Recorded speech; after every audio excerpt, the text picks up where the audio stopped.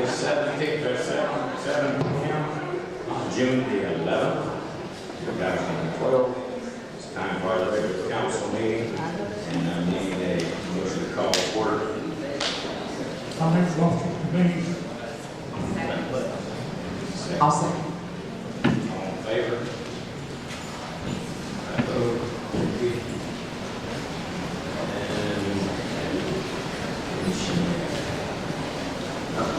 Reverend Brown, would you please do us the honors again of the invocation, please? And she give you the mic right there.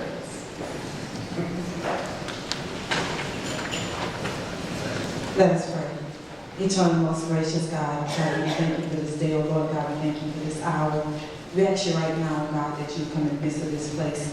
We thank you for these people that have gathered here for the city council meeting. We thank you for our council members, oh Lord God. God, we just ask that at the end of this day, Lord God, that it will be to your Lord. In Jesus' name, amen. Amen. Come fall rise for the pledge of allegiance.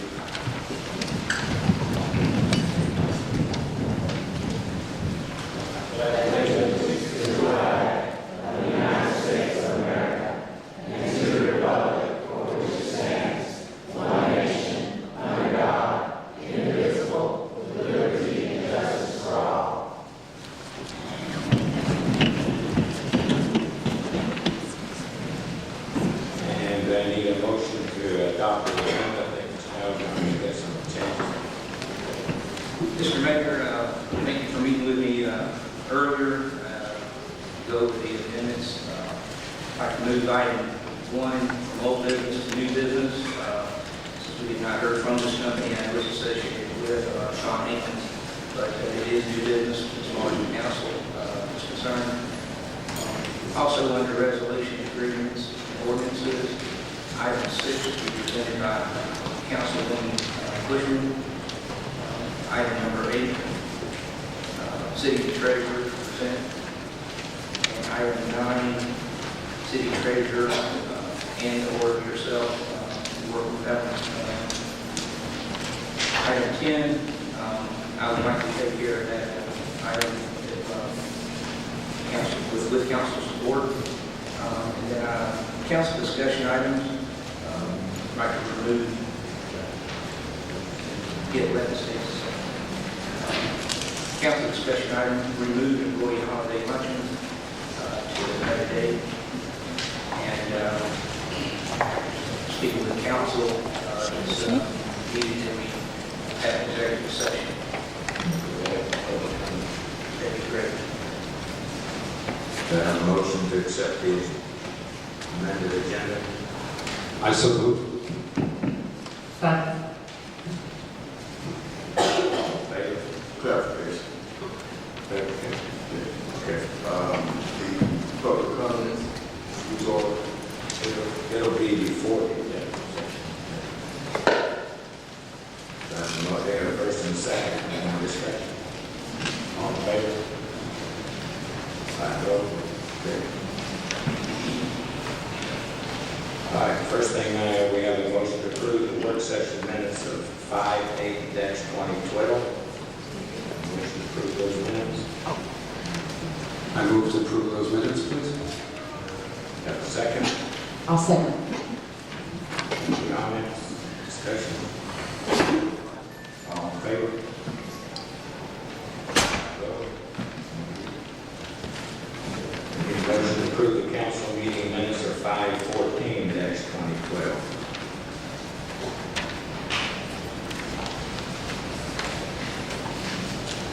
I'll make a motion to. Second. I second. Any discussion? All in favor? I vote. Need a motion to approve the special call meeting minutes of 5/21/2012. I'll make a motion to approve. And I'll second. Discussion. All in favor?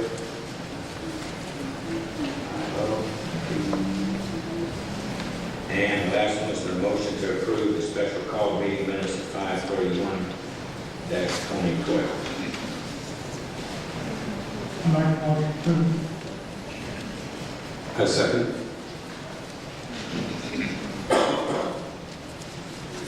Any discussion? All in favor? I vote. Okay, with the, correct me, Mark, that's right, so really number one will be number two right now. So, oh, sorry. Thanks, everybody, for coming. This is good. This is participation in government. This is participatory government, right? This is your government. This is what we like to see. People sitting up here, letting us hear what you want to do, and hopefully we will do service of what you're wanting us to do. You see on the website, so you can get everybody's contact numbers and stuff. You can call them. You can call me 24/7, 365. I do get them. I got 2 ordered for you last Sunday morning. Please reach out to us and let us know what you want us to do. And thanks again very much for coming. If you bear with us, we'll try and go through the order as quickly as possible. With the changes that we have, we will go to item number 2 first, and it will be presented by Nicole Vasquez, the city clerk, an ordinance amending the code of ordinances so as substitute the city manager for the city manager as to the bank accounts and check sign. That's number 2 in the rules. Mr. Mayor, Mr. Alcott. before we continue the business, we'd like to address our city treasurer, Mr. Miller. He is our city treasurer and chief financial officer, along with our city administrator when he is seated, our city attorney and city clerk. I'd like to ask support from the council to bring them forward to present numerous items this evening. But he'd be called up. We do that, I think, with that HR here as well and some others. The seats have generally been for the city administrator, city clerk, and the attorneys. And I think he's done a great job of coming up with strong, but so far, I don't think it's necessary to move him up to the table up there. I'd like to ask for a vote, sir. All right, you want a vote to move move the treasurer to the table. So I have a motion, that's the motion. Is there a second? I'll second. Any discussion? All in favor? 1, 2, 3, 4. Opposed?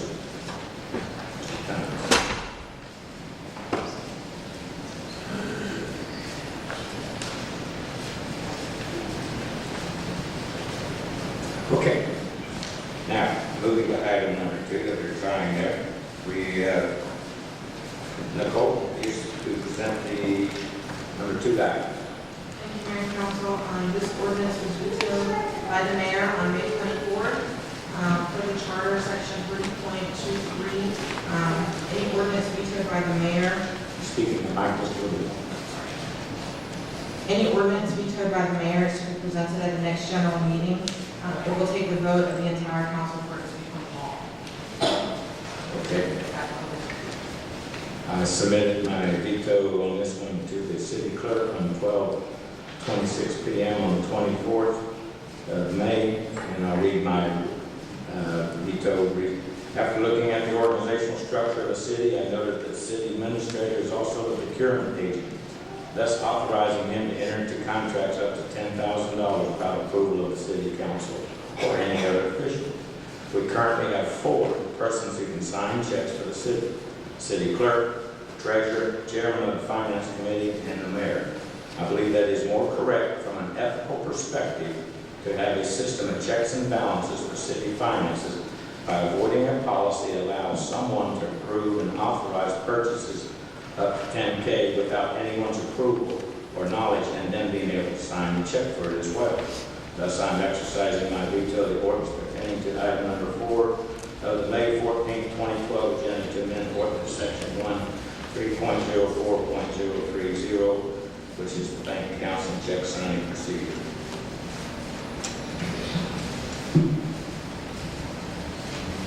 Mr. Mayor, Mr. Alcott. needs some clarification from council. The ordinance that was quoted by the clerk is certainly charter and is something that needs to be considered, but I'm quite confused, as I'm sure the rest of this council is. The statement from the clerk was that it was going to take the entire council to override. There is a agreement that has been signed by the old council, Mr. Cotter, myself, and the mayor, and the settlement agreement that has not yet been resolved in court of law.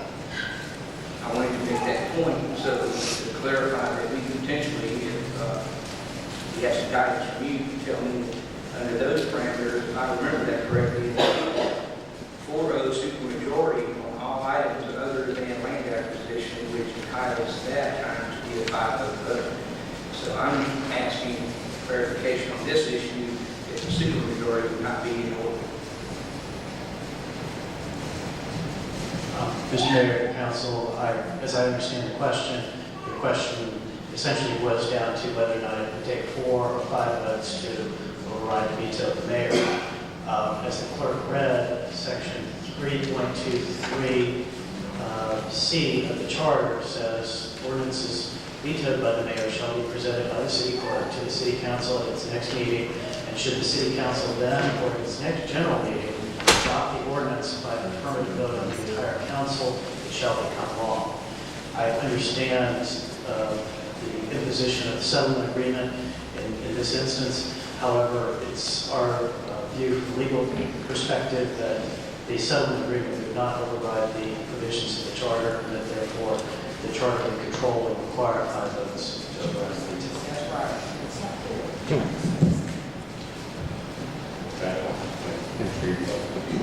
Absolutely, it does. I also wanted to expound on that. I find it funny that you find that sarcastic. That the question I'm just asking for clearly legal direction here. I didn't find humorous. But since it's humorous, let's continue on to the only reason you signed that document, sir, was for you to receive $56,000 in attorney's fees that you did not hold your end of the bargain to. So I wanted to at least bring that forward to let people know that you agreed to do something. And you did not adhere to your obligations. I was just simply asking for clarification.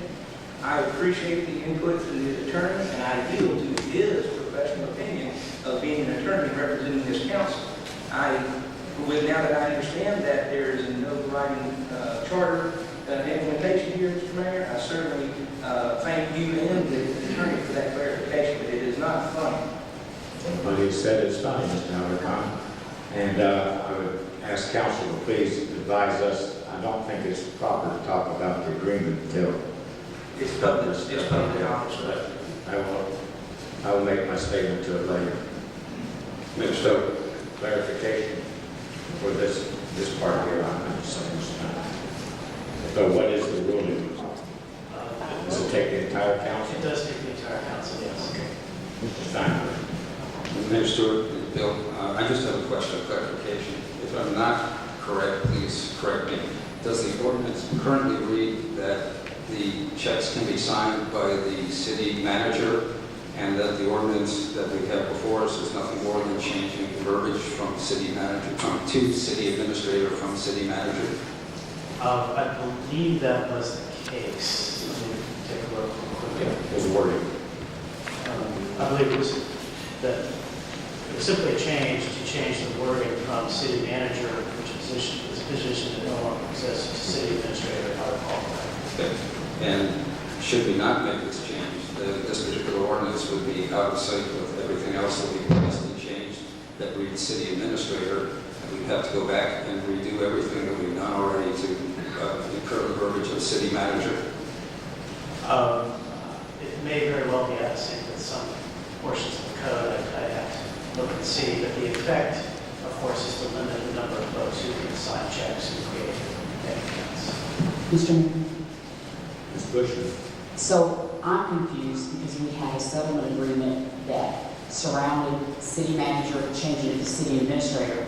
Now we're looking in the newspaper for a city administrator. So when we get a city administrator, interim or not, then we won't be able to call him a city administrator. He will not be able to be put on the bank accounts as a city administrator, even though we're following that course because of the settlement agreement. Now you're saying the settlement agreement doesn't override or supersede the charter. So if we appoint an interim city administrator that the mayor's been using and all of us have been using, then when we go, he will not be allowed to put on a bank account under the name city administrator. That's correct. You as the council would have to enact a new change like this of some sort to allow him, the interim city administrator and the city administrator to sign checks and create bank accounts. Okay, but I don't understand this, the settlement agreement was filed in a court of law. So now you're saying that it does not hold merit. Well, I don't know that the settlement agreement said anything about you could sign checks and create bank accounts. It's my understanding that this was simply a change to our current ordinance. I'd have to look at the settlement agreement to see whether or not it could happen. It doesn't say who signs checks, but the whole problem with the whole check signing procedure is city administrator, city manager. So we could possibly appoint an interim city administrator that will not be able to sign checks. And correct me if I'm wrong, isn't that position bonded? Isn't that what we talked about and been concerned with? You're concerned about our city administrator, city manager signing checks. They're bonded anyway. Is that correct? I believe all city officials have to be bonded. But you are correct in that unless the council takes further action, if this stands, an interim city administrator would not be able to sign checks or create bank accounts. Mr. Mayor. Mr. Steiner. Mr. Memphis, clarification again, please. So if we had a city manager, the city manager would be able to sign checks. But if we have a city administrator, the city administrator would not be allowed to sign checks.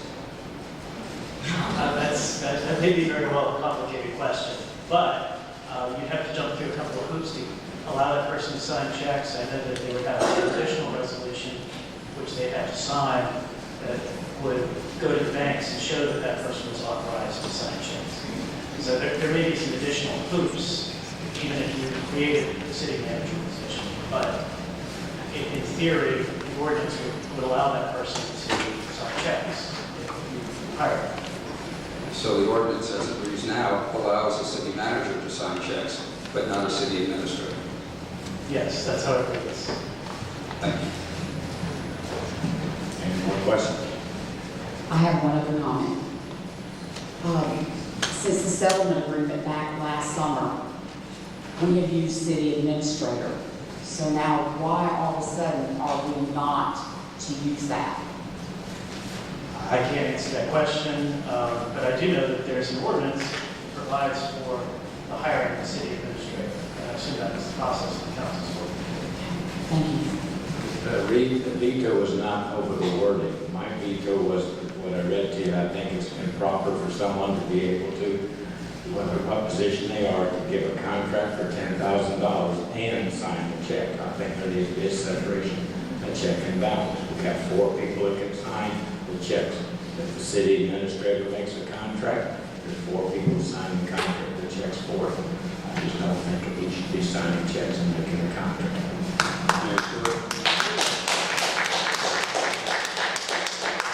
But that ordinance already exists under the name of city manager. And it's up right now, and you're making a change, and I'm vetoing. That's one of your old ordinances that I think needs to be vetoed, a check and balance system. That's my veto. I don't care if you call them the city what. I just think the check and balance system, that's what my opinion is. And because you're changing the wording, I just have to go, oh, I don't care what you call them. I don't think that same person should be writing the check, writing the contract, and writing the check. That's all I'm asking. That was my veto. If you want to override the veto, you have that option. Any more discussion? Mr. Allen, Mr. Miller, our city treasurer, to try to help educate us on checks and balance systems that we already have in place. And that I think one thing you misstated earlier is that the city administrator is the procurement officer. Through your two and mine both, we brought together a position of said procurement officer in the city. And that's not to be her last name. Sorry for that. But Dave, could you help us with this procedure, checks and balances that we already have?